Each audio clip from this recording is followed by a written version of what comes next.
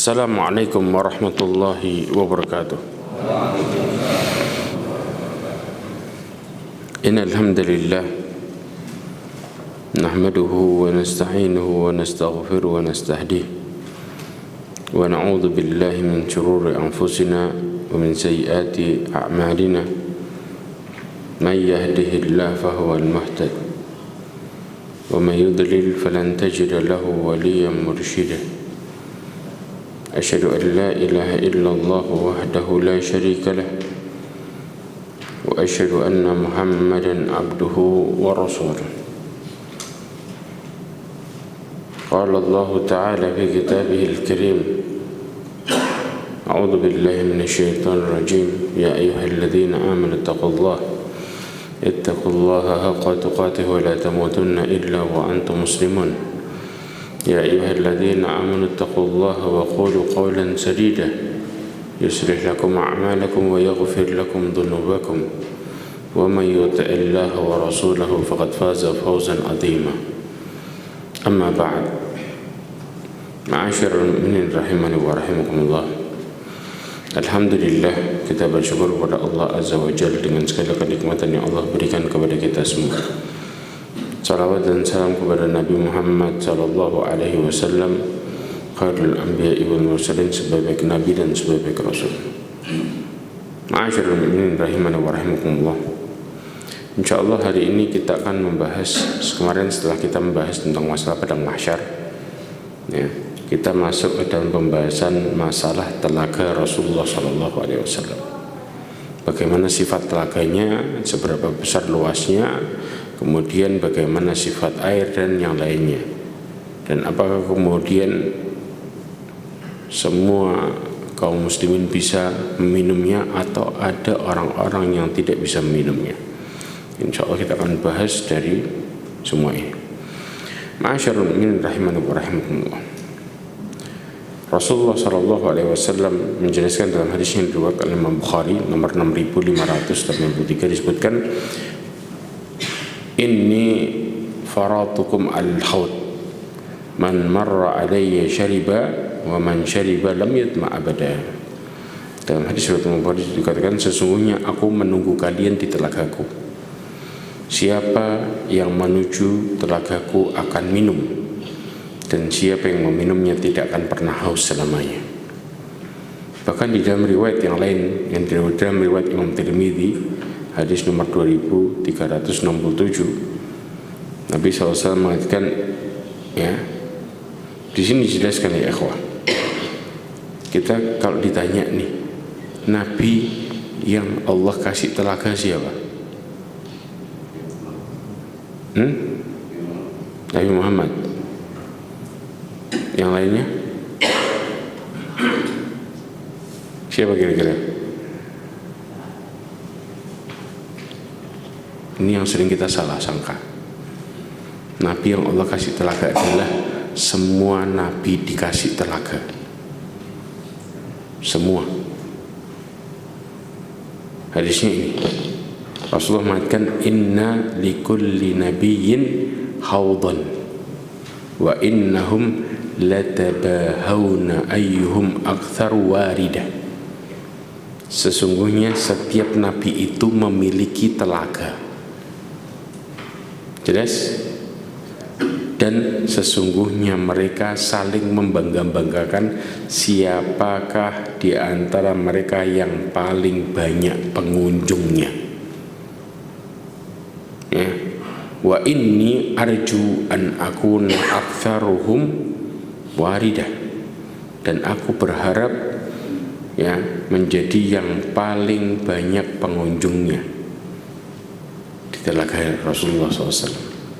Maka ini ya ikhwah, ini menunjukkan bahwa setiap para nabi itu Allah kasih telaga, dan siapa yang mengunjunginya?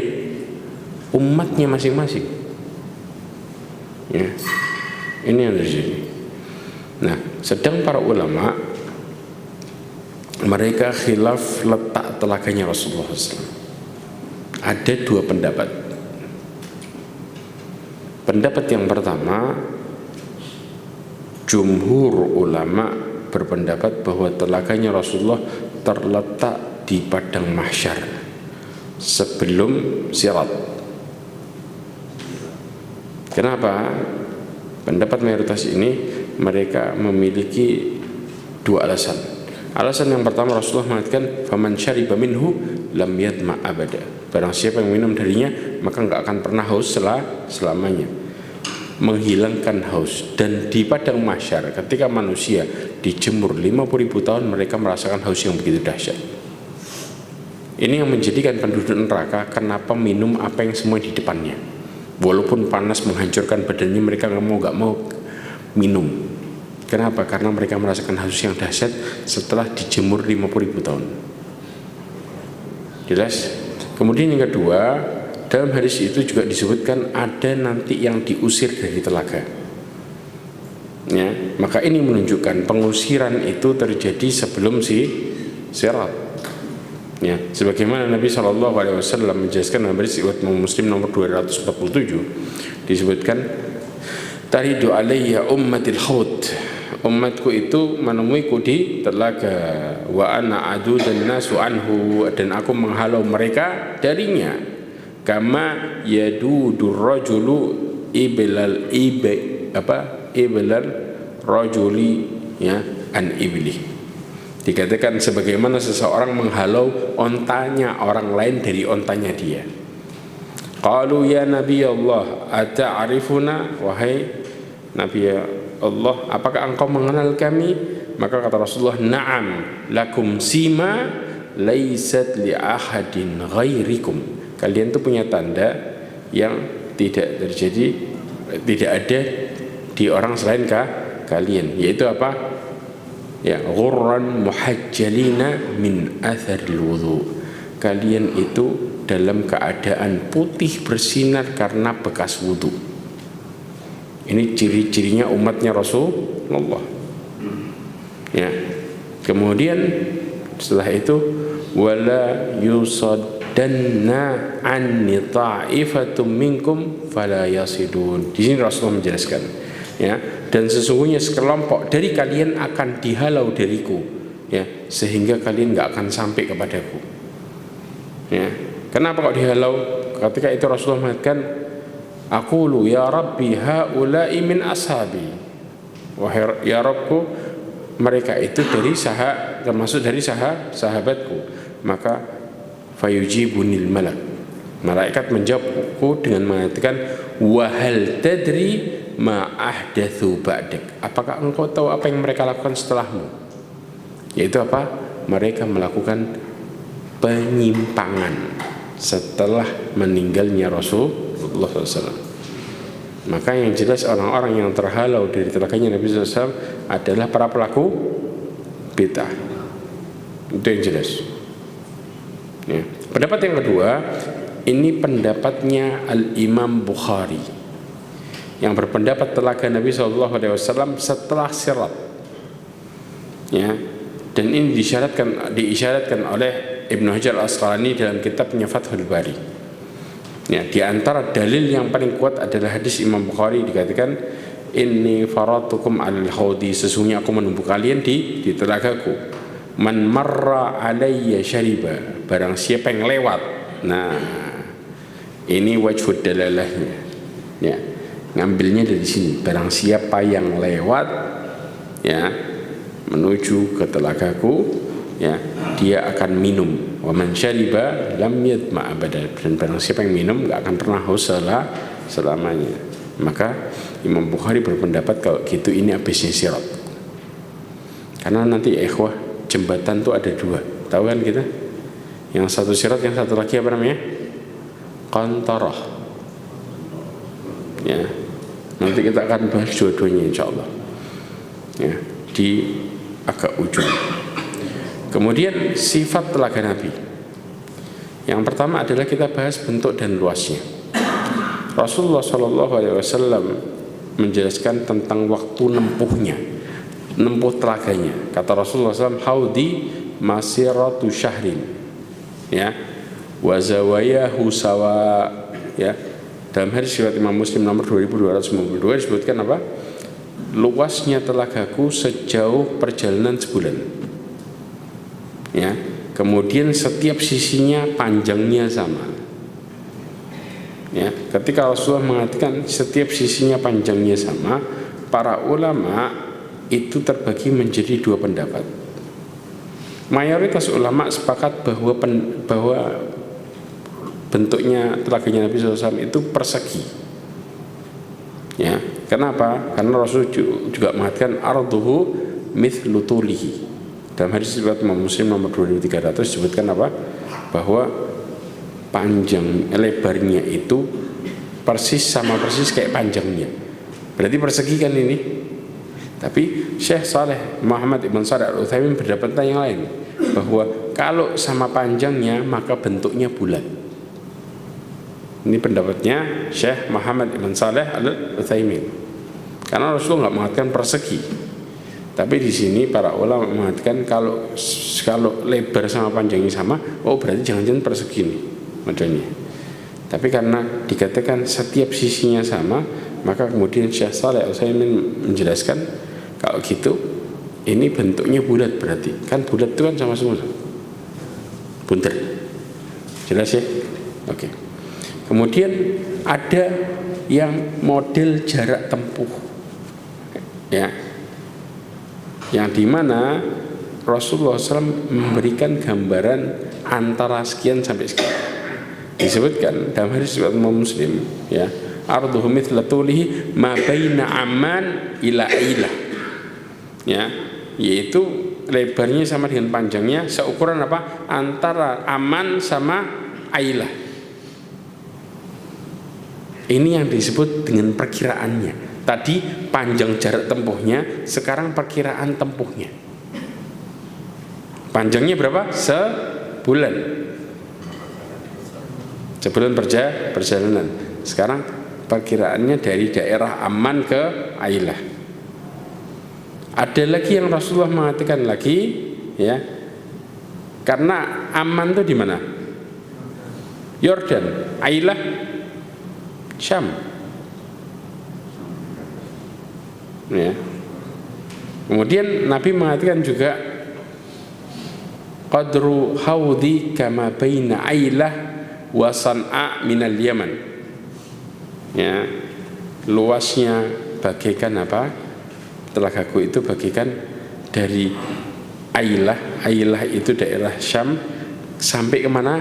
San'a, Yaman. Ya, ini bentuk apa? Bentuk kayak jaraknya itu kira-kira antara daerah ini sampai daerah sini. Itu maksudnya. Ya. Kemudian juga pendapat ulama tentang permasalahan ini bahwa ada dua pendapat. Kenapa Rasulullah menjelaskan masalah ini? Yang pertama, Nabi mengatakan, ya, mengabarkan ini hanya sekedar untuk pendekatan masing-masing orang. Ada yang Rasulullah mengatakan dari Yaman ke Ailah, ya, ada yang mengatakan dari Ailah ke San'a. Ini masing-masing orang supaya tahu kira-kiranya sekian. Paham di sini? Ya, pendekatan untuk masing-masing orang supaya mereka paham. Pendapat yang kedua, jarak yang disebutkan Nabi adalah jarak yang sesungguhnya. Yang tadi bentuknya pendekatan, yang kedua pendapatnya adalah ini jarak yang asli. Pendapat yang kedua. Tetapi Rasulullah SAW kemudian mengabarkan lagi dengan kabar yang berbeda. Kenapa? Jaraknya berubah lagi. Kenapa? Karena Rasulullah SAW dikabarkan bahwa telaganya Rasulullah semakin meluas, semakin melebar. Jarak aslinya segitu, kemudian Rasulullah mengatakan lebih luas lagi, berarti dilebarin sama Allah. Apa dalilnya? Hadis riwayat Imam Ahmad nomor 22.156 disebutkan kama baina Aden ila Oman, ya, dari Aden, ya, Aden itu mana? Aden itu mana? Yaman, sampai ke Oman, ya. Kemudian wa ausa, kemudian Rasulullah mengatakan lebih luas lagi dan lebih luas lagi. Berarti apa? Lebih lebar lagi. Maka Allah luaskan telaganya Nabi Sallallahu Alaihi Wasallam. Jelas sampai sini? Jadi lebih lebar lagi. Ternyata Allah luaskan lagi. Nah, cangkir-cangkirnya, ya, Rasulullah mengatakan dalam hadis yang diriwayatkan oleh Imam Bukhari nomor 4965, disebutkan wa aniyatuhu ka'adadin nujum, bahwa cangkir-cangkirnya itu sebanyak bintang di langit. Antum tinggal hitung aja. Aslinya kalau mau lihat bintang di langit, kalau antum lihat dalam kondisi kayak sekarang banyak cahaya, susah. Bintang-bintang yang sangat terang aja kelihatan. Betul apa enggak? Ya, tapi kalau di tempat yang gelap, ya, cahayanya kurang, antum melihat bintang di langit itu kayak ditebar penuh di langit itu, subhanallah. Nah, makanya kalau cahayanya ini hilang, istilahnya malam-malam, orang yang suka neropong bintang itu, dia kalau cahaya di sekitarnya terlalu terang susah mereka.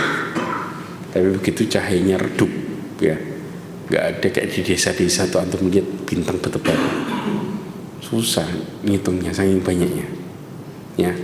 Kemudian sifat airnya dari mulai warnanya, rasanya, baunya, semuanya.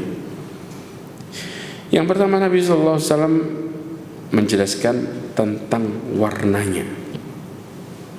Wa ma'uhu abyadu minal warik. Ya, hadis riwayat Muslim nomor 2292 disebutkan bahwa airnya itu lebih putih daripada perak. Perak itu sudah putihnya sampai ngilap. Itu lebih putih lagi daripada perak. Kebayang? Kemudian Rasulullah SAW juga menjelaskan di hadis riwayat Imam Muslim nomor 2301 disebutkan wa asyaddu bayadan minal laban. Airnya lebih putih daripada susu. Berarti sangat putih. Ya. Bahkan Rasulullah juga mengatakan, ya, asyaddu bayadan minal thalj, lebih putih daripada salju. Salju itu tahu kan? Putih. Ya, ini lebih putih lagi. Berarti disifati Rasulullah dengan apa? 3. Warnanya, ya, lebih putih daripada perak, lebih putih daripada susu, dan lebih putih daripada salju. Kemudian rasa dan baunya. Rasanya, kata Rasulullah dalam hadis Muslim nomor 247, wa ahla minal asli, ya, bil laban, lebih manis daripada madu yang dicampur susu. Sudah madu campur susu lagi, waduh, kira-kira gimana rasanya? Antum minum itu, masya Allah, ya, tapi lebih manis lagi, jelas, ya. Kemudian baunya sekarang, tadi rasanya jelas, ya, baunya. Hadis riwayat Imam Bukhari nomor 6579 disebutkan warihuhu atyabu minal misk, ya, dan baunya itu lebih wangi daripada minyak misik. Sudah manis, baunya wangi, ya, warnanya putih luar biasa. Nah, sifat-sifat ini, ya, ini menunjukkan bagaimana telaganya Nabi SAW, bukan telaga yang sangat luar biasa. Kemudian dalam tafsir Ibnu Katsir disebutkan sifat air dari telaganya Rasulullah itu sangat deras. Kenapa? Karena sumbernya dari air sungai di surga. Sumbernya, mata airnya telaganya Nabi itu dari air di surga. Makanya dengan sifat yang begitu indahnya. Disebutkan juga dalam sebuah riwayat, sungai di surga bernama Sungai Al-Kautsar. Sungai di surga sumbernya dari mana? Sungai Al-Kautsar. Maka telaganya pun disebut dengan telaga Al-Kautsar. Sahih. Ini antum bisa temuin di dalam tafsir Ibnu Katsir di jilid 8. Kemudian Rasulullah SAW juga mengatakan tentang sumbernya, salurannya.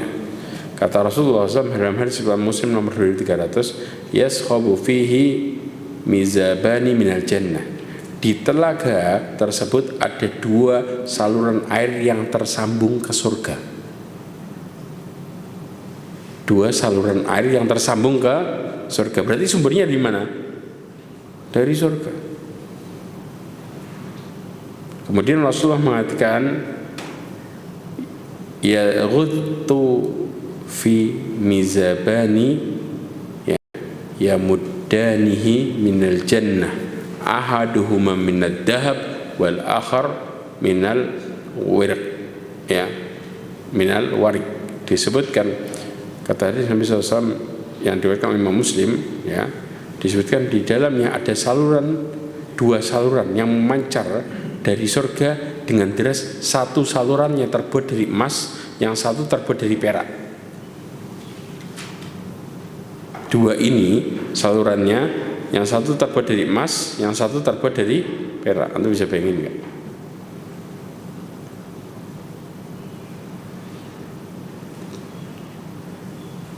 Paham sampai sini? Oke. Kemudian siapa yang pertama kali minum? Ada yang tahu?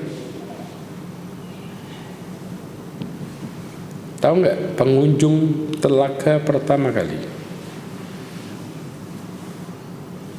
Kira-kira siapa? Keluhnya kan umatnya Rasulullah, jelas. Nah, siapa kira-kira? Hah? Orang miskinnya Muhajirin. Orang Muhajirin tapi yang miskin. Karena orang miskinnya Muhajirin itu masuk surga duluan daripada orang kaya. Loh Ustaz, berarti Abu Bakar masuk setelahnya? Iya.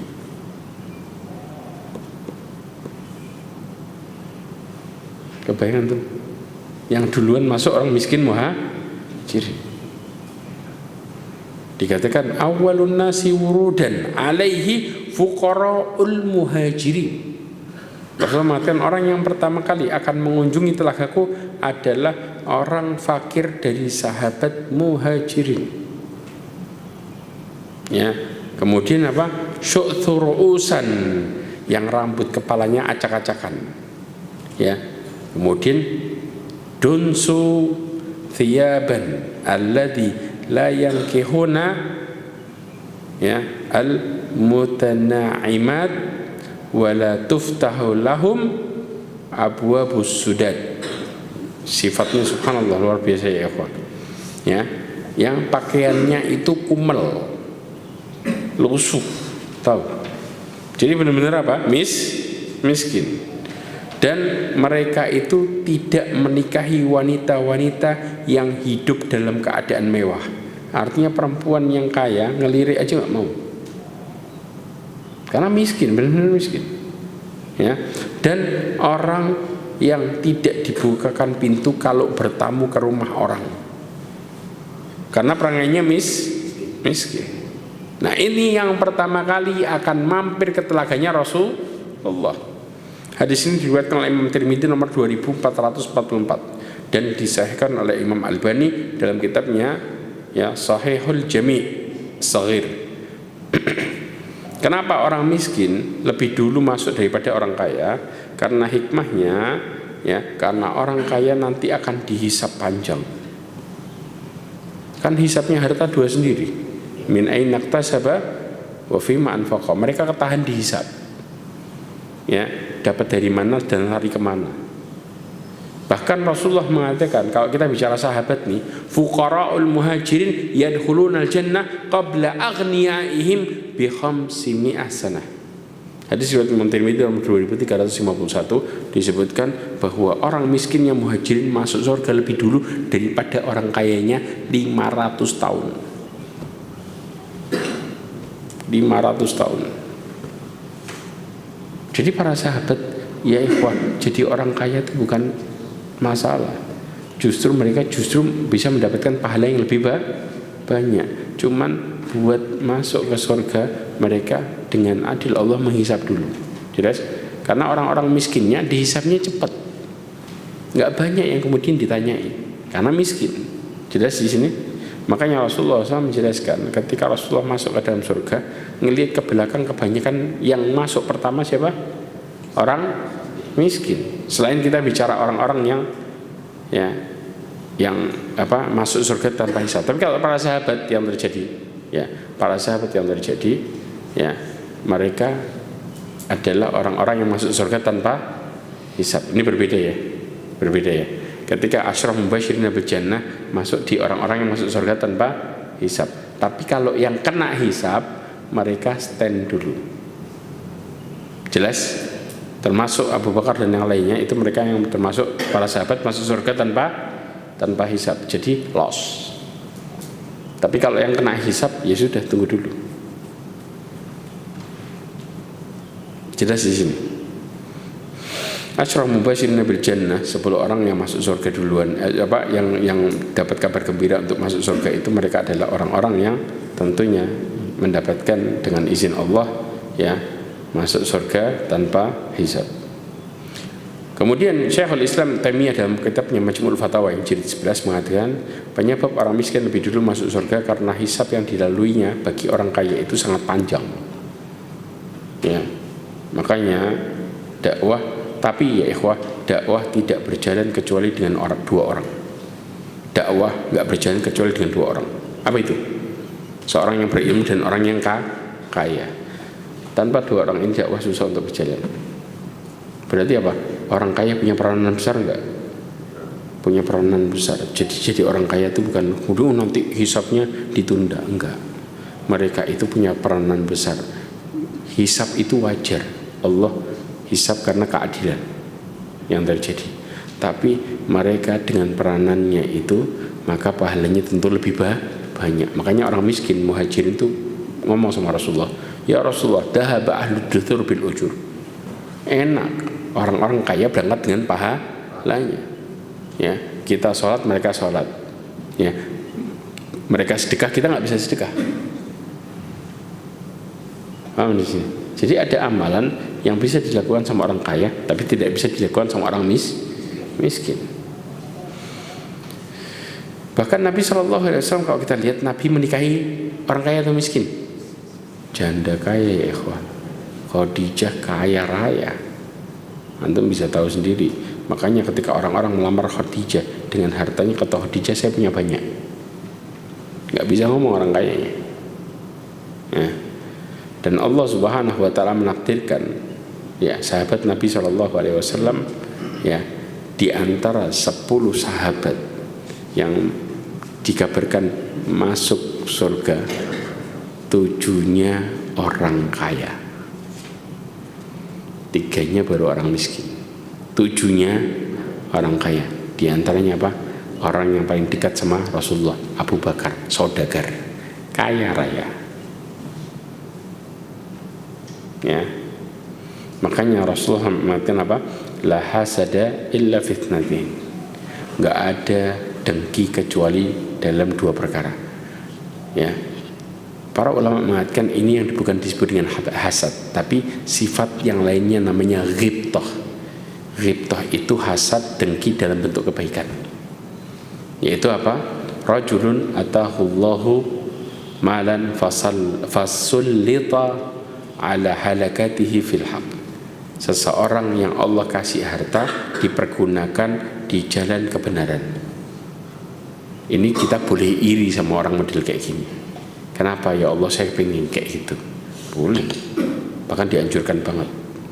Yang kedua adalah warajulun atahullahul hikmah. Seseorang yang Allah kasih ilmu. Ilmu apa ini? Ilmu agama, makanya disebut dengan hikmah. Fahuwa yaqti biha wa yu'allimuha. Dia pakai praktek dan juga ngajarin. Ini kita disuruh untuk berharap model kayak gitu. Karena ghibtah itu berharap kepingin seperti niru sama orang, tapi tidak berharap kenikmatan orang itu hilang. Paham ya? Beda sama hasad. Kalau hasad kita kepingin kayak orang itu, tapi berharap orang itu nikmatnya dihilangkan. Ini bedanya. Paham ya? Jadi antara ghibtah sama hasad. Rasulullah SAW mengarahkan ini, ya, maka para ulama mengatakan ini yang disebut dengan ghibtah. Kita berharap kayak orang itu, tapi nikmatnya nggak dihilangin di orang itunya, ya. Hadis ini diriwayatkan oleh Imam Bukhari. Kemudian orang yang terhalang dari telaganya Rasulullah SAW, yang terhalang dari telaganya Rasulullah SAW, ya ikhwah, itu ada 3 jenis manusia.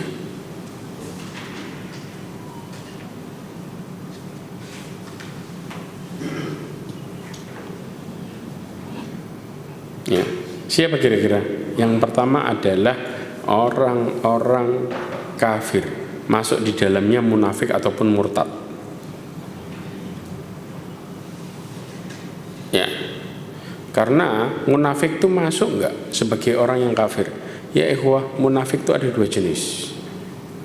Ada nifaqul i'tiqadi, ada nifaqul amali. Ada yang mengeluarkan seseorang dari agamanya, ada yang enggak. Kalau nifaqul i'tiqadi, munafik keyakinan, yang di zaman Rasulullah itu yang terjadi munafik keyakinan, nyembunyiin kekafiran, menampakkan keislaman. Ini yang disebut dengan munafik keyakinan. Berarti aslinya muslim atau kafir? Muslim atau kafir?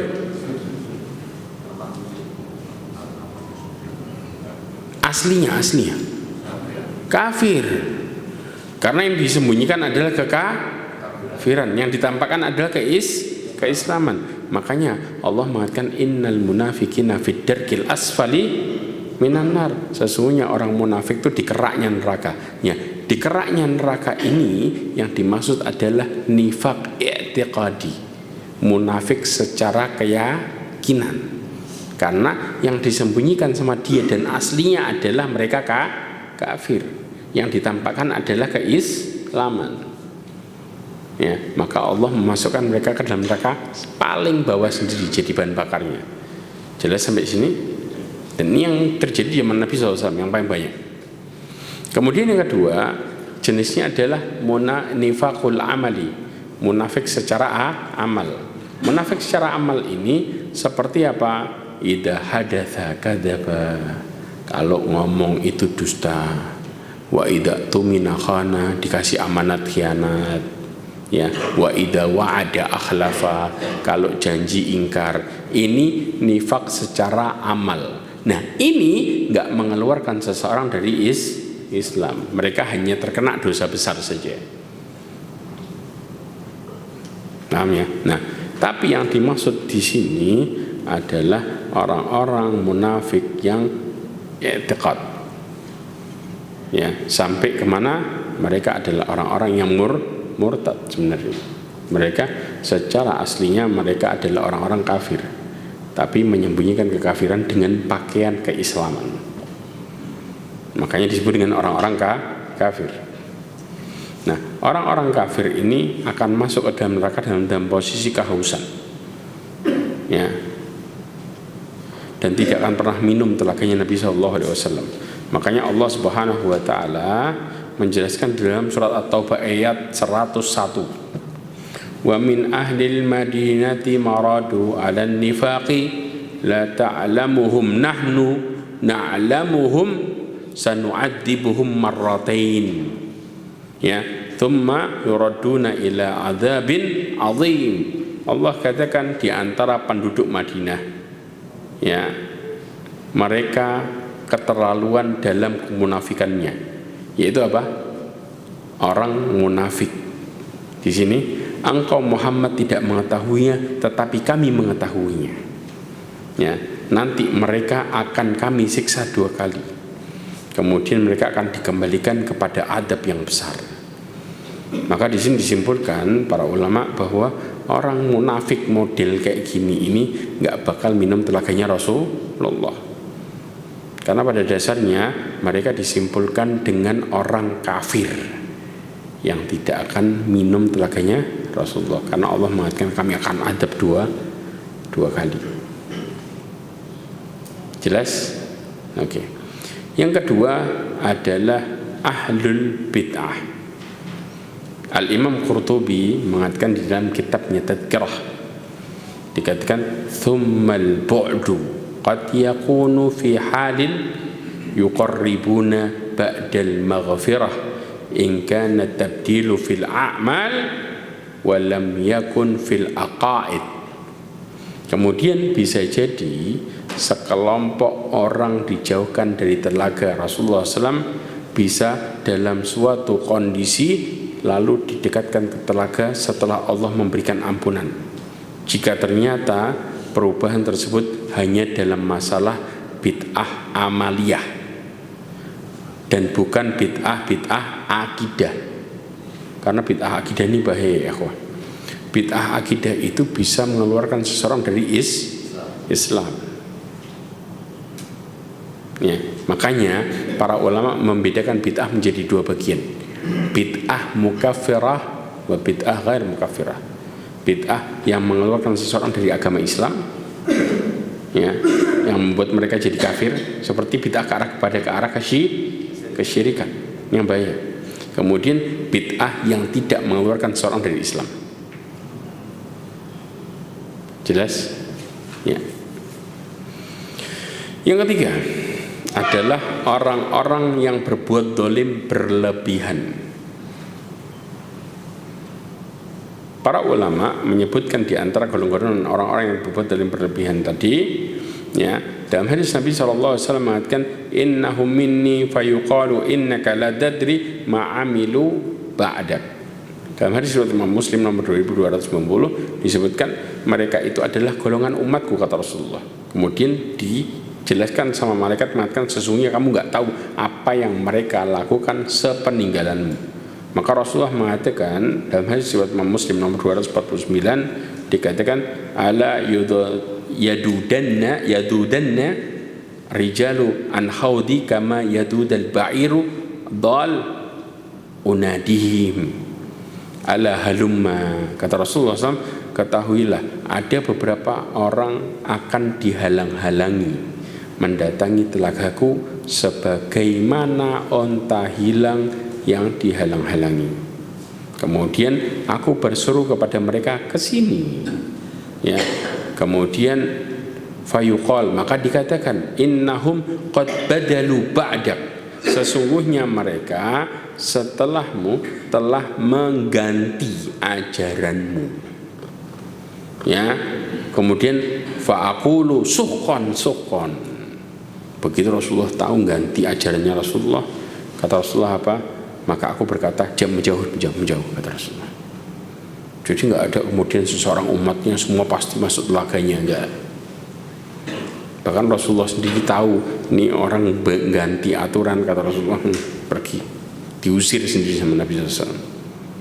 Berarti menunjukkan Rasulullah benci enggak? Sangat. Ya. Nah, para ulama mentafsirkan mengganti dalam hadis ini dengan dua tafsiran. Ya, yaitu apa? Mengganti hukum-hukum Allah. Ya. Kemudian yang kedua adalah atau mengganti sunnah-sunnah Nabi dengan bid'ah yang mereka lakukan. Ya, ini tafsirannya.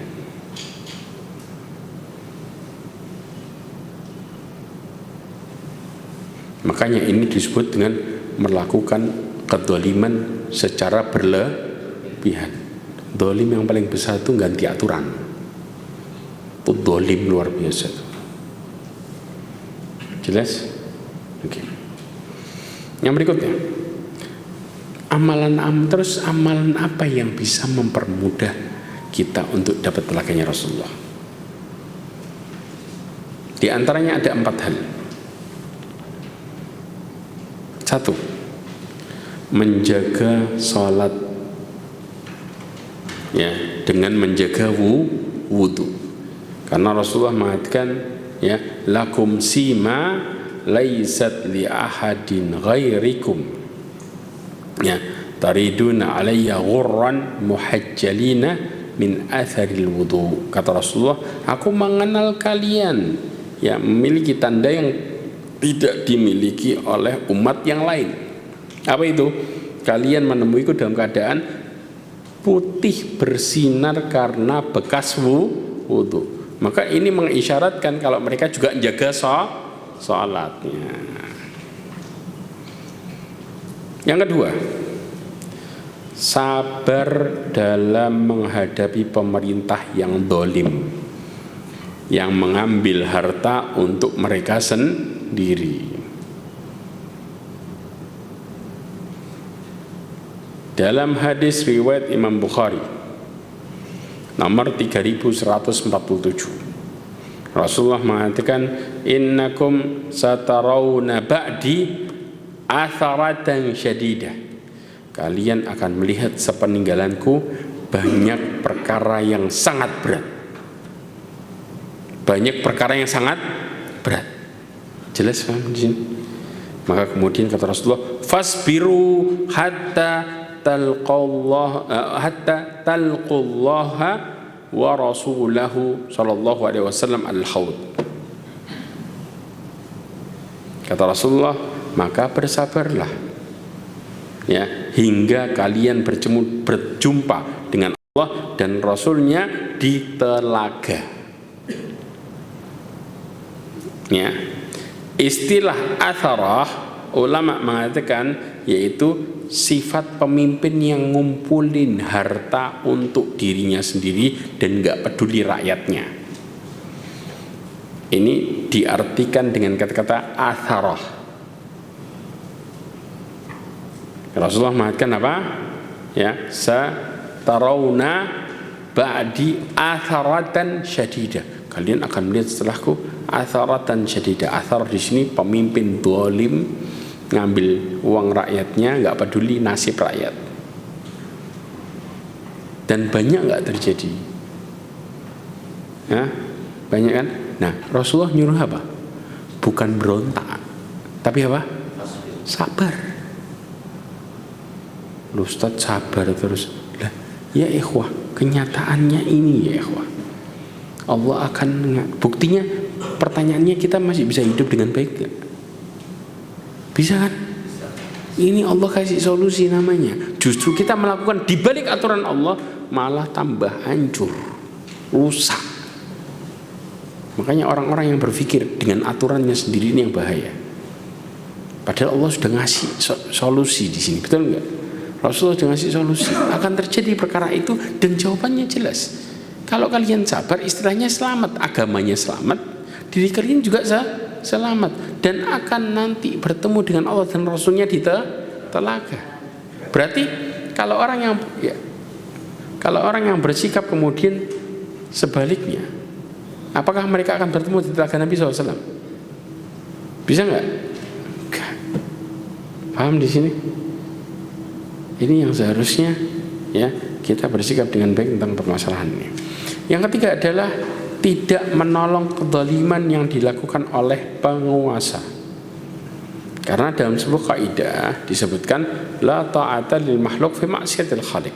Enggak ada ketaatan terhadap makhluk dalam bermaksiat kepada Khaliq, yaitu Allah Azza wa Jalla yang menciptakan. Dalam hadis Nabi sallallahu alaihi wasallam disebutkan dari Ka'ab ibn Ujrah. Hadis ini diriwayatkan oleh Imam Ahmad ya dengan sanad yaitu syarat sesuai dengan syaratnya Imam Muslim nomor 14.441. Disebutkan a'adakallahu min imarati as-sufaha, semoga Allah melindungimu dari pemerintah ya orang-orang yang bodoh, kata Rasulullah SAW. Artinya dolim luar biasa ya. Kemudian qala wa ma imaratus sufaha, kata Rasulullah ya, ada sahabat bertanya, apa yang dimaksud dengan pemerintahan yang bodoh, sufaha? Ya, qala umara yakunu ba'di la yaqtaduna bihadi. Perhatikan sifatnya. Ya, pemimpin yang nanti akan datang setelahku yang mereka tidak mengikuti petunjukku. Berarti pakai aturannya Rasulullah enggak? Kemudian yang kedua, wala yastannuna bisunnati, mereka tidak berada di jalanku, enggak berjalan di jalanku. Jelas? Kemudian yang ketiga, faman sadaqahum bikadzibihim wa anahum ala dzulmihim fa ulaika laisu minni. Subhanallah min dzalik. Ya, barang siapa yang membenarkan kebohongan mereka dan menolong mereka atas kedzaliman, maka mereka bukan termasuk dari golonganku. Jelas di sini. Berarti jadi apa? Penjilat. Jadi bohong dikatakan oh ini betul, ya zalim ayo kita bantu. Nggak boleh ya ikhwah. Tetap kita harus taat kepada Allah Azza wa Jalla dalam apa? Dalam perkara yang kemudian ketika itu kemaksiatan terang-terangan. Contoh, jangan sholat, maka penting kita boleh taat dalam perkara ini. Jelas? Oke. Kemudian walaysat minhum faulaika laysu minni walastu minhum. Mereka itu bukan dari golonganku dan aku enggak termasuk dari mereka. Ya, wala yariduna al-hauti, mereka enggak bakal bertemu aku di telagaku. Ya, orang-orang yang seperti ini enggak akan pernah datang kepada telagaku, kata Rasulullah SAW. Waman lam yusaddiquhum bikadzibihim. Barang siapa yang tidak membenarkan kedustaan mereka, ya, walam yu'inuhum ala dzulmihim, dan tidak menolong mereka terhadap kezalimannya, faulaika minni, maka mereka adalah termasuk golonganku. Wa ana minhum, dan aku termasuk dari mereka. Wa sayariduna 'alal haudi, mereka akan mendatangiku di atas telagaku. Jelas ini sikap kondisi ketika fitnah yang terjadi. Maka sikap kita kayak gini, maka kita akan menemui Rasulullah di telaganya.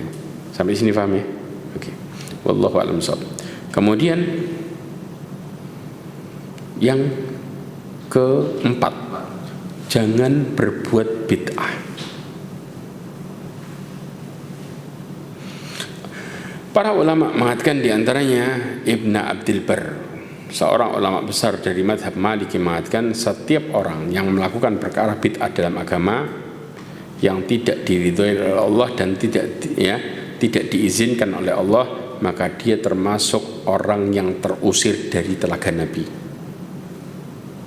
Ya, dijauhkan dari telaga Nabi SAW. Wallahu a'lam. Yang paling parah terusir adalah mereka yang menyelisihi jamaah kaum muslimin dan meninggalkan jalan mereka. Seperti siapa? Khawarij, ya, dan berbagai macamnya. Kemudian Rafidhah, yaitu Syiah, dengan berbagai macam modelnya juga, ya. Kemudian juga Mu'tazilah, dengan berbagai macam hawa nafsunya. Mereka semua telah melakukan tabdil, yaitu perubahan dalam perkara agama. Ya, demikian pula juga orang-orang yang zalim dengan berlebihan kezalimannya, serta memudarkan kebenaran dan membunuhi orang-orang yang menyuruh kepada kebenaran. Maka orang-orang yang seperti ini, mereka nggak akan pernah menemui telaganya Rasulullah. Dan disebutkan dalam kitab At-Tamhid.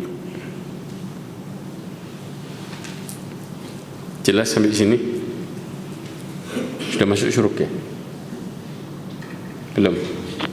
Kita tutup dengan pertanyaan, karena setelah ini kita masuk ke dalam masalah hisab. Insya Allah yang berikutnya kita bahas masalah hisab secara detail.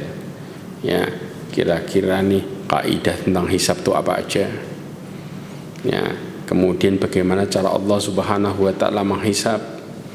Ya, karena kaidah dalam hisab itu, ya, disebutkan ada 6 kaidah dalam hisab, ya. Kemudian nanti apakah orang kafir itu kira-kira dihisab enggak? Kan kafir, masa dihisab? Para ulama terjadi khilaf. Ya, kemudian kalau dihisab tujuannya kira-kira apa? Ya, maka perkara hisab ini, ya, kemudian hikmahnya apa? Nanti kita akan bahas hisab ini panjang.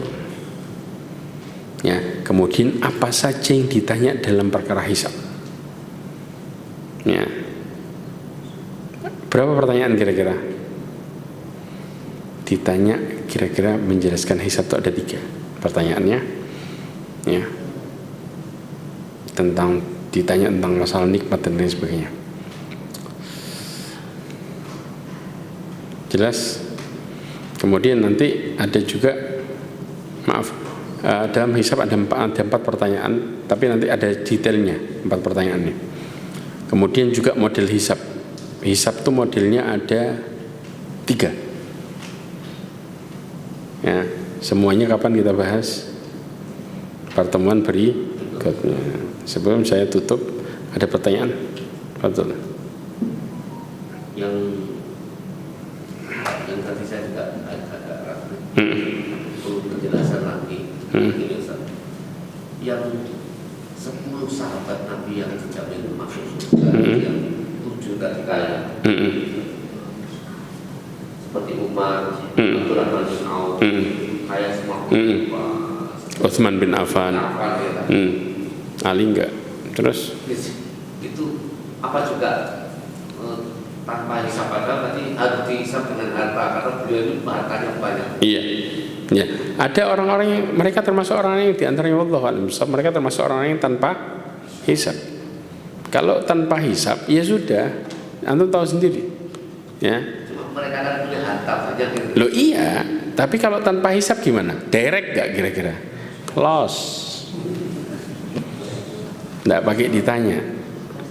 Antum kalau bicara hisab, ya ikhwah, hisab itu 3 model sebenarnya.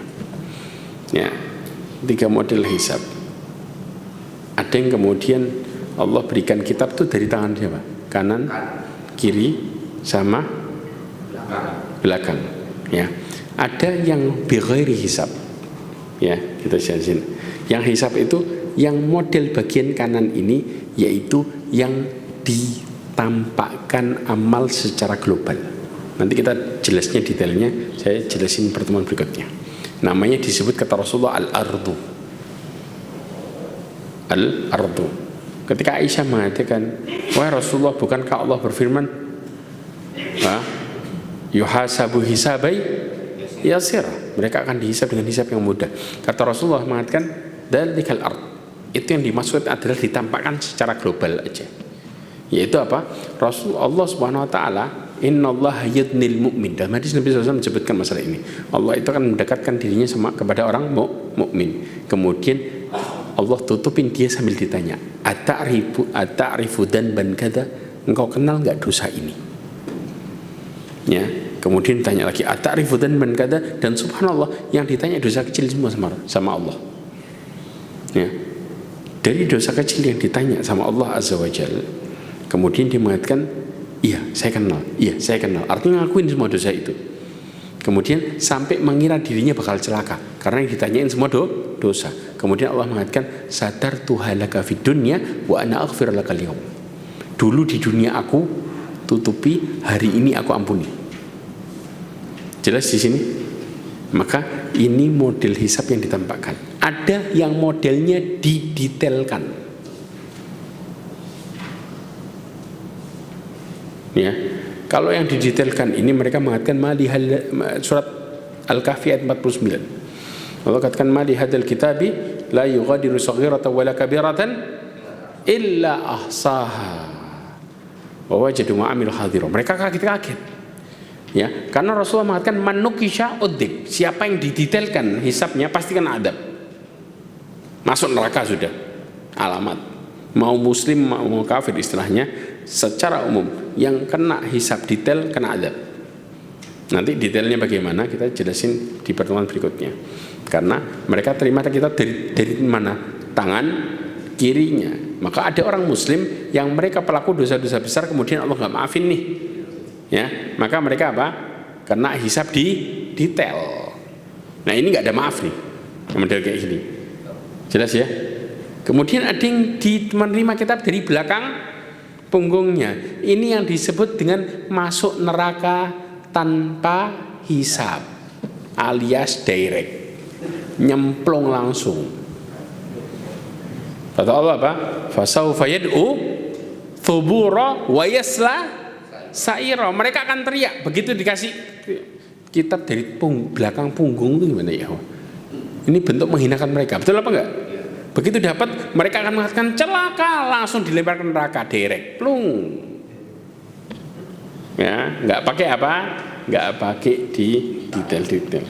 Plung. Jadi ada masuk surga tanpa hisab, ada masuk neraka tanpa hisab. Ya, jelas di sini.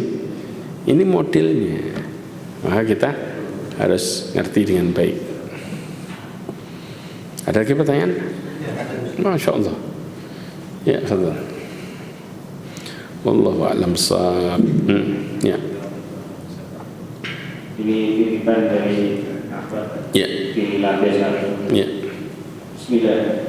Ustaz mau tanya, umat Rasulullah yang sudah bisa minum air di telaga Rasulullah, apakah sudah bisa dijamin kemudahan melewati sirat dan masuk surga? Nah, insyaallah. Yang kedua, apakah telaga Al-Kausar sekarang ini sudah ada?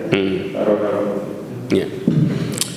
Ma'asyiral mu'minin rahimani wa rahimakumullah. Yang pertama, umatnya Rasulullah sallallahu alaihi wasallam yang dijamin ya meminum telaga Nabi SAW. Apakah nanti selamat? Jawabannya iya. Karena apa? Tadi orang-orang yang bisa minumnya mereka jauh dari kekafiran, satu. Kemudian mereka jauh dari perbuatan bid'ah. Kemudian jauh dari kedzaliman yang sangat besar. Maka ini ciri-ciri orang yang selamat. Paham di sini? Makanya kalau sudah minum, ya mereka nggak akan pernah haus selamanya. Maka tentunya setelahnya Allah akan mudahin. Mereka adalah golongan orang yang selamat. Karena nggak mungkin umatnya Rasulullah yang golongan yang selamat kemudian Allah adab mereka. Karena kalau Allah murka sama mereka, maka tentunya mereka juga tidak akan pernah bisa minum dari teraganya Nabi SAW. Jelas? Jadi nggak sembarang kalau kita bilang, oh Rasulullah SAW ngasih semuanya dengan gampang. Enggak. Karena orang-orang yang tidak berhak untuk meminumnya karena Allah murka sama mereka, maka kelak para malaikat akan menghalaunya. Paham sampai sini? Jelas? Wallahu a'lam bishawab. Kemudian yang kedua, apakah telaganya Nabi SAW sudah ada? Ya, wallahu a'lam bishawab. Karena pada dasarnya ya dalil-dalil yang ada menunjukkan diantaranya nih kita bicara surga neraka itu sudah ada. Kenapa? Karena Rasulullah SAW ditampakkan oleh Allah Subhanahu Wa Taala tentunya, dan juga dijelaskan dalam hadis ada masalah ini. Ya, tapi apakah telaganya Rasulullah sudah ada? Saya nggak berani mengatakan masalah itu. Kenapa? Karena telaganya Rasulullah ini ada dua pendapat. Ada pendapat yang mengatakan bahwa itu nanti ada di padang mahsyar. Padang mahsyar sudah ada nggak? Belum. Karena terjadinya padang mahsyar itu kapan? Setelah terjadi kiamat, bumi akan diganti dengan bumi yang lainnya. Berarti padang mahsyar mulainya dari mana? Dari bumi yang kita injek itu akan diganti sama Allah. Ya, berarti belum ada kan? Belum. Maka tentunya kalau telaganya Rasulullah SAW letaknya di mana? Di padang mahsyar, maka tentunya jawabannya belum ada.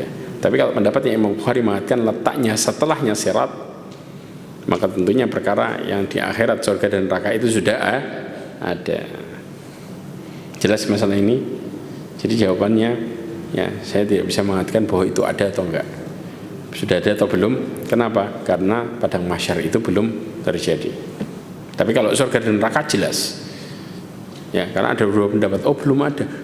Yang pendapat jelas dengan dalil yang begitu kuat bahwa surga dan neraka sudah ada. Buktinya apa? Di mana Rasulullah menjelaskan ketika bulan Ramadan Allah menutup pintu-pintu neraka dan membuka pintu-pintu surga. Sah. Paham mas ini? Oke. Ada lagi pertanyaan? Ya. Allah alam. Tadi kita dari mengatakan bahwa bid'ah itu ada yang malia, kemudian yang abidnya. Nah, yang malia itu apa? Kita mendapat dosa besar. Bid'ah. Ya. Namanya bid'ah itu dosa besar ya, akhwah. Iya. Rasulullah mengatakan, "Man amila amalan laisa alaihi amruna fahuwa raddun." Barang siapa melakukan amalan bukan termasuk dari kami perintahnya, maka dia akan tertolak. tertolak ini disebutkan dalam permasalahan seperti ini, sighah-sighah yang seperti ini, para ulama menjelaskan di antara bentuk dosa-dosa besar adalah dengan ancaman. Ya, kullu bid'atin dhalalah wa kullu dhalalatin finnar. Kullu, maka semua amalan yang diancam neraka dalam kaidah dosa besarnya. Karena ada beberapa kaidah, ada 5 kaidah tentang permasalahan dosa besar yang kita harus pahami dengan baik. Di antaranya kaidahnya kalau diancam neraka pasti dosa besar. Jelas kan? Setiap bid'ah itu sesat dan sesat itu di neraka. Arahnya kemana? Mau bid'ah amaliyah, mau i'tiqadi, semuanya masuk dosa besar. Semua. Ya, tidak ada kemudian bid'ah dosa kecil ya. Tapi masih ada masuk neraka itu masih ada kesempatan untuk masuk surga. Oke. Ini masuknya kita dalam masalah apa? Hisab ini. Kayaknya nyinggung nyeret-nyeret ke situ ini. Ya. Ma'asyiral mu'minin rahimani wa rahimakumullah. Ya, ada dalam hadis Nabi SAW, hadisnya panjang sebenarnya. Ya. Tapi secara umum sistem hisab itu secara umum sistem hisab itu ada 2. Ada yang ditampakkan, ada yang didetailkan. Nah, orang-orang yang kena detail ini, yang ditanya semuanya, mereka bakal diadab sama Allah. Kenapa? Ibnu Hajar Al-Asqalani masuk dalam perkara masalah bid'ah ini yang kemudian Allah gak ampuni, ini yang kemudian bahaya. Dikatakan wal muradu bil munaqasah wal istiqsa, ya, fil muhasabah wal mutalabah bil jalil wal hakir wa tarkul musamahah. Perhatikan yang dimaksud dengan munaqasyah ada 3 hal. 1, ya, detail dalam memeriksa. Maka orang pelaku dosa-dosa besar diantaranya masuk nggak masalah ini? Kena. Jelas? 2, ya, menuntut segala dosa, baik yang besar ataupun kecil. Allah kalau sudah detailin orang, semua kena. Mau dosa kecil nggak diampuni. Jelas? 2. 3, disertai tanpa maaf. Allah nggak ngasih maaf. Ya. 3 bentuk inilah yang disebut dengan mereka bakal dikasih detail terhadap hisabnya. Dan ini masuk diantaranya pelaku dosa-dosa besar. Jelas? Otomatis masuk neraka dulu enggak? Iya, walaupun setelahnya masuk surga, dicuci dulu sama Allah. Ya ini enggak enak. Nah, antum ya ikhwah, tak jelasin dah, saya jelasin. Ya, ada di bab kita akan jadi kalau kita bicara, kita bab ini berjalan pelan-pelan. Karena nanti ada bicara neraka detailnya gimana dalamnya, antum nanti akan bicara neraka kayak antum masuk ke dalam. Ya, ini bakal digini, ini bakal digini, ini kena gini, dalamnya gimana, lebarnya gimana, isinya apa, makanannya apa, minumannya apa, semua kita bahas. Masuk surga juga sama. Antum masuk surga kayak jalan-jalan ke surga. Ya, pohonnya gimana, isinya apa, kira-kira nanti orang dapat gimana, setiap orang tuh jadi raja nanti di surga. Subhanallah, banyak hal yang kita akan terus kemudian bidadarinya gimana, antum bisa berhayal semuanya sudah. Ya, nah di neraka itu kita berbicara, Rasulullah menjelaskan dalam hadisnya. Kata Rasulullah SAW, ya, nanti Allah Subhanahu wa Ta'ala akan mendatangkan ahli neraka yang di dunianya paling nikmat, ya. Dia. Kemudian apa? Fayusbahu sabghatan finnar. Kemudian Allah celupin ke dalam neraka sekali celup. Tahu nggak? Masuknya cuma 1 detik tok. Ceret tarik lagi. Kayak teh celup itu cepet kan? Nggak ada antum celup lama. Namanya ngerendam bukan nyelup. Ya, Kemudian setelah itu Allah Subhanahu wa taala akan tanya sama dia, ya ibnu Adam, hal ra'aita khairan qad, hal marra bika na'iman qad. Allah tanya, wahai anak Adam, pernah enggak lewat dalam hidupmu kebaikan sekali saja? Pernah enggak engkau ngelihat dalam hidupmu nikmat sekali saja? Padahal kata Rasulullah, ya, bi an'ami ahli dunya, paling nikmat hidupnya di dunia, paling nikmat. Jadi kalau kita kebayangin nih, seumur hidupnya kaya, enak, semua yang dia mau kasih, paling enak. Jelas? Ya, maka dia mengatakan, la wallahi ya Rabb, saya nggak pernah ngerasain nikmat sama sekali. Kata mereka, hidup saya semua sengsara. Padahal kena celup 1 detik loh, langsung amnesia mendadak. 1 detik bisa kayak gitu. Lah, memangnya ada penghuni neraka dimasukin 1 detik? Hah? Lama. 1 detik aja amnesia. Tapi sebaliknya juga. Kemudian kata Rasulullah dalam hadisnya, hadis ini diriwayatkan oleh Anas bin Malik, riwayat Imam Muslim, nomor 2807. Enggak bisa ditemu di situ. Ya. Kemudian wa yu'ta bi asadin nasi bu'san fid dunya min ahlil jannah. Akan didatangkan dengan manusia yang paling susah hidupnya. Paling susah hidupnya di dunia. Ya, istilahnya kena musibah bolak-balik sudah jatuh ketimpa tangga lagi, kena bangunan. Jadi hidupnya susah bertubi-tubi. Ketika ngelihat, ya Allah, kayaknya orang itu kok susah.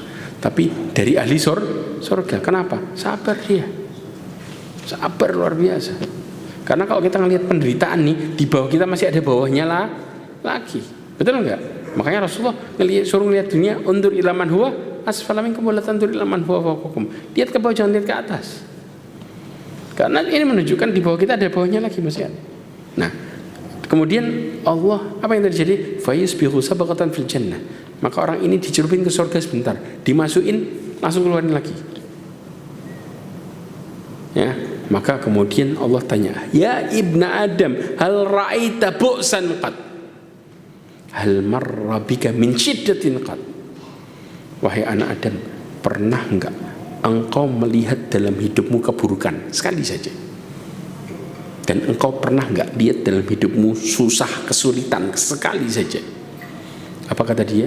La wallahi ya Rabb, ma ra'aitu bu'san wa la marra bi min syiddatin qad. Saya enggak pernah lihat dalam hidupku keburukan dan enggak pernah ngerasain kesulitan. Sekali saja enggak pernah. Hidup saya semua bahagia. Susahnya dunianya hilang total, lupa. Yang di pikirannya hidupnya paling seneng, padahal baru sekali celup. Pertanyaannya, penduduk surga nggak ada yang dicelupin, mereka semua begitu masuk langsung selamanya. Ada nggak masuk surga di dalam lama dikeluarin lagi? Nggak ada cerita. Yang ada dari neraka masuk ke surga. Jelas di sini. Ya, inilah gambarannya ya, wah. Neraka itu ngeri. Jadi jangan mikir paling sebentar. Orang Yahudi itu mikirnya gitu. Paling kita masuk neraka sehari 2 hari. Habis itu keluar lagi. Benar. Dalam surah Al-Baqarah disebutkan masalah itu. Jelas di sini. Jadi makanya para sahabat mengatakan, jangan pernah engkau lihat seberapa besar engkau bermaksiat, tapi lihatlah siapa yang engkau maksiati. Kalau yang kita maksiati Allah, maka nggak ada keberuntungan dalam hidup kita. Kenapa? Yang kita ingkari yang punya hidup. Ya, tapi kalau yang kita selisihi manusia, kita masih bisa ngelak, betul nggak? Oh, nggak ketemu sama fulan, aman sudah. Kalau Allah yang kita maksiati, nggak ada istilah nggak ketemu. Semua yang kita injek punyanya Allah. Kita hidup pakai fasilitasnya Allah. Jadi nggak ada keberuntungan sama sekali di saat kita bermaksiat sama Allah Azza wa Jalla. Ini yang dimaksud. Maka orang-orang yang akan masuk ke dalam neraka, mereka juga akan mendapatkan kesusahan di mana? Dunia. Karena kaidahnya ya ikhwah, Syekhul Islam Taimiyah mengatakan barang siapa yang tidak masuki surga dunia, mereka akan masuki surga akhirat. Itu maksudnya. Orang kalau nggak mendapatkan ketenangan hidupnya di dunia, mereka susah untuk bahagia di akhirat. Karena Ibnu Qayyim Al-Jauzi menjelaskan, kalau engkau mau tahu kondisimu di kuburan, maka lihat kondisi hatimu sekarang. Kalau hati kita ngerasa lapang untuk dekat sama Allah, maka kuburan kita juga ikut lapang. Jelas? Tapi kalau hati kita berat urusan kita sama Allah, kuburan kita juga berat. Jelas? Selesai. Ya, jadi lihat gimana periksa hati kita sebenarnya. Itulah tanda kuburan kita. Jangan jauh. Kalau sudah kuburannya susah, maka otomatis keterusnya akan susah. Ya, mudah-mudahan ini jadi pelajaran buat kitanya. Wallahu a'lam bishawab. Ini yang bisa saya sampaikan, kurang lebihnya mohon maaf. Mudah-mudahan Allah SWT merahmati diri kita semuanya, dan mudah-mudahan Allah Subhanahu wa taala menjadikan kita orang yang bertakwa. Mudah-mudahan Allah Subhanahu wa taala selamatkan kita di dalam kuburan dan seterusnya, dan mudah-mudahan Allah tutup hidup kita semua dengan husnul khatimah. Amin. Subhanakallahumma wa bihamdika asyhadu an la ilaha illa anta astaghfiruka wa atubu ilaik. Wa akhiru da'wana alhamdulillah. Assalamualaikum warahmatullahi wabarakatuh.